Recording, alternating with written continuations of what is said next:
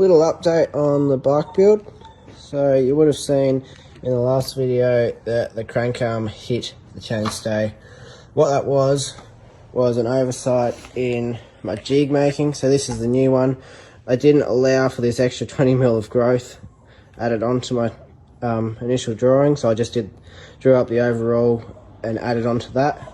Knew I had to do that, just didn't do it.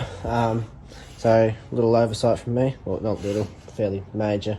Now that I've had to rebuild the bike. There was lots of comments and people reaching out to me on getting wider spacing and whatnot, which I could have done, but I don't know, I just cut this out already and it would have added and pushed it out further. Looked a bit silly. I don't like that anyway. There's a few things as well I would have done differently. So this headset here, that little step, I don't really like. It's just a bit hard to shape. Really tight little radiuses in here to get into to try and make look good, which it would have sanded up, but I don't know. I felt like I would have made another one anyway, so I have. So I came in last week to my dad's workshop, which I'm pretty lucky to have on hand just to come in before and after school.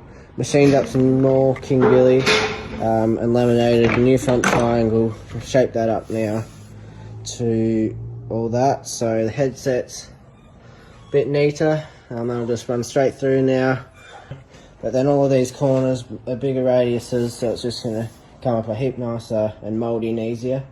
So I've already made one chainstay. I've got the other one in the clamps, just came out of the steamer because it's a bigger radius. I felt I needed to steam it, which I probably did. Last time I did just dry bend them, but this time the steam is probably needed.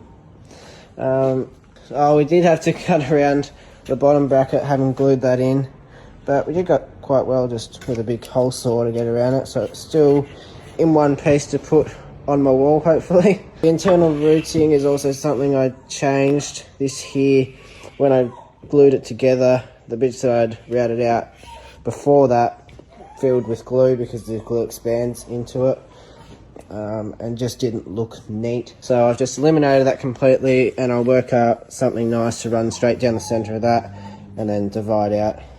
Might do a little groove inside just to tuck them away a bit. But once we get that one glued up, we were nearly back to where we were a week ago, and we can continue. So thank you all for reaching out and trying to help with it. Just decided to rebuild ones because why not?